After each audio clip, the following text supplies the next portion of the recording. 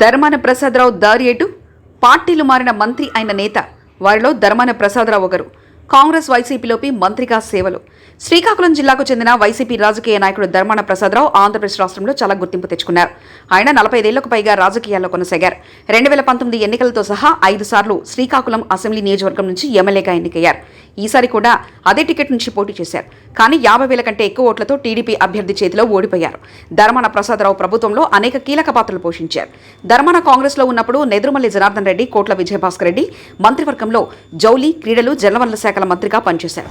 YS Rajasekhara Reddy హయాంలో revenue మంత్రిగా పనిచేశారు. ఎన్ కిరణ్ కుమార్ రెడ్డి మంత్రివర్గంలో రోడ్లు, భవనాల శాఖ మంత్రిగా ఉన్నారు. ధర్మాన ప్రసాదరావు గ్రామ కౌన్సిలర్, సర్పంచ్గా తన రాజకీయ ప్రయాణాన్ని ప్రారంభించాడు. ధర్మాన 1981లో మబాగాం గ్రామ సర్పంచ్గా పనిచేశారు. ఆ తర్వాత కాంగ్రెస్ అధ్యక్షునిగా, ప్రధాన కార్యదర్శిగా అంచెలంచెలుగా ఎదుగుతూ మంత్రి పదవి చేపట్టారు. 2012 ఆగస్టులో వాన్ పీక్ ప్రాజెక్టులో అవినీతికి పాల్పడ్డారనే ఆరోపణలు ఆయనపై ఒక్కసారిగా వెల్లువెత్తాయి. Central Bureau of Investigation CBI అతనిపై ఛార్జిషీట్ దాఖలు చేసింది. ఈ పరిస్థితిలో ధర్మాన ప్రసాదరావు తన కేబినెట్ పదవికి రాజీనామా చేశారు. కొన్ని రోజుల తర్వాత ఆయన కాంగ్రెస్ పార్టీని వీడి 2014 ఫిబ్రవరి 9న వైఎస్ఆర్ కాంగ్రెస్ పార్టీలో చేరారు.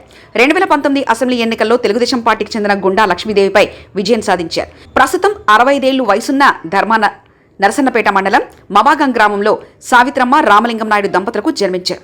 వచ్చేసారి ఆయన ఎన్నికల్లో పోటీ చేయవచ్చు, చేయకపోవచ్చు. కానీ ఆయన ఇప్పటిదాకా అద్భుతమైన రాజకీయ ప్రయాణాన్ని సాగించారు. కాంగ్రెస్ పార్టీ ఉన్నప్పుడు మంత్రిగా, వైఎస్ఆర్ కాంగ్రెస్ పార్టీలో 2వ దఫలో మంత్రిగా ఆయన హవా నడిచిందనే చెప్పాలి. అలాగే తన సోదరుడు ధర్మాన కృష్ణతో విభేదాలు కూడా లేకుండా ఆయన అప్పుడు సర్దుబాటు చేశారని అంటారు. రాజకీయాల్లో బాగా దూరం ఆలోచించే ధర్మాన ప్రసాదరావు భవిష్యత్తు ఏంటో కాలమే నిర్ణయించాలి. ప్రస్తుతం ఆయన కుమారుని కూడా ఆయన రాజకీయ బరిలో దింపేందుకు అన్ని విధాలా ప్రయత్నాలు చేస్తున్నారని సమాచారం.